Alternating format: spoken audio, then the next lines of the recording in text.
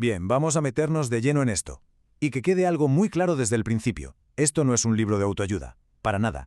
Lo que vamos a hacer aquí es un desmontaje técnico, casi quirúrgico, de un auténtico manual de operaciones. Un manual para coaches que ya están hartos de jugar y quieren de una vez empezar a conseguir resultados que se puedan medir.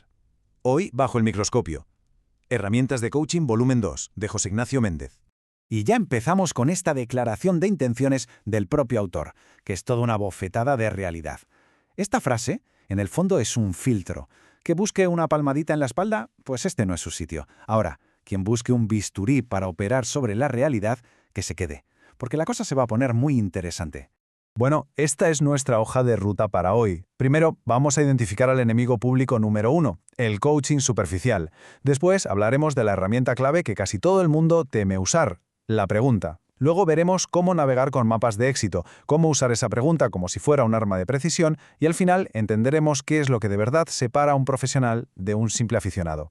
Venga, empezamos por lo básico. Hay que saber diferenciar el grano de la paja. Y es que el mercado está absolutamente inundado de lo que Méndez, con mucho acierto, llama coaching gominola. Sabéis a qué me refiero, ¿no? Ese enfoque que sabe dulce al principio, pero que no alimenta. No genera ningún cambio real. A ver, fijaos bien en esta comparativa, porque es demoledora. A un lado, lo que podríamos llamar el coaching de postureo, ¿no? El dar consejitos, el buen rollismo, las sensaciones, pura fachada. Y al otro lado, la artillería pesada. Preguntas que te desmontan, mapas estructurados como el modelo Grow, foco absoluto en resultados y en datos. Vamos, que uno es una charla de bar y el otro es pura ingeniería del cambio. Vamos al meollo de la cuestión. Parece que culturalmente nos han metido en la cabeza que preguntar es de ignorantes, que el que sabe es el que tiene todas las respuestas. Pues mirad, en el mundo del alto rendimiento esto funciona exactamente al revés.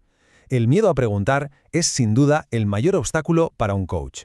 Y esto es fundamental que se entienda. Preguntar no es una señal de debilidad, es una demostración de inteligencia estratégica.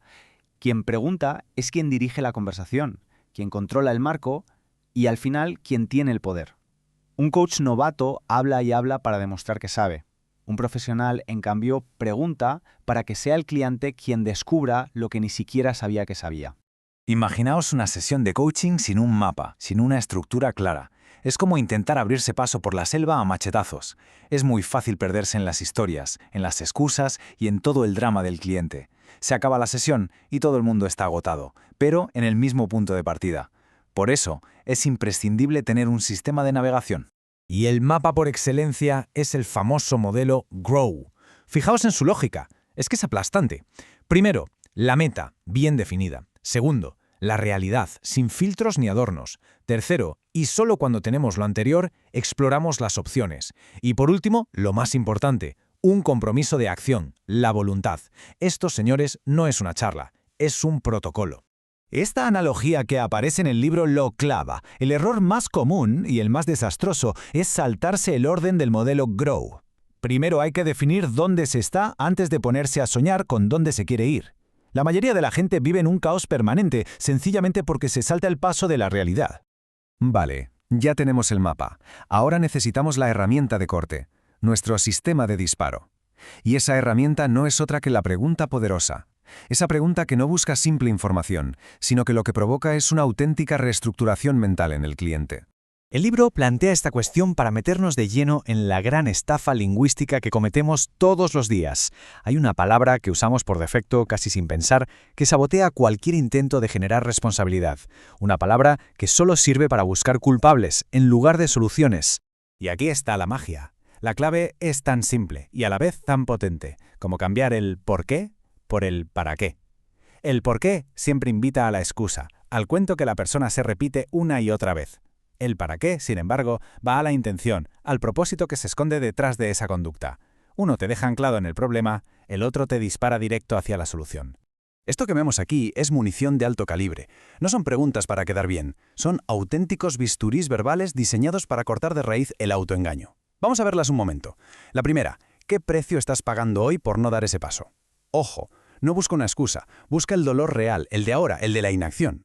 O mirad la última. ¿Qué pruebas tienes de que no eres capaz, más allá de que te sientes incómodo?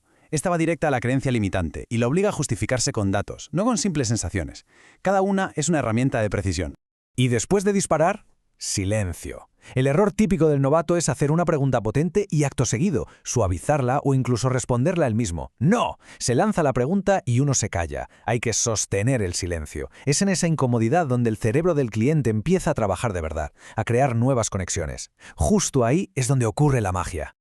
Ahora bien, tener todas estas herramientas, las preguntas, los mapas, no es suficiente. Para marcar la diferencia de verdad, es fundamental entender que este manual no es una simple colección de trucos, es una pieza clave dentro de un ecosistema de formación profesional mucho más grande. Y es aquí donde reside la verdadera distinción profesional que nos plantea el autor.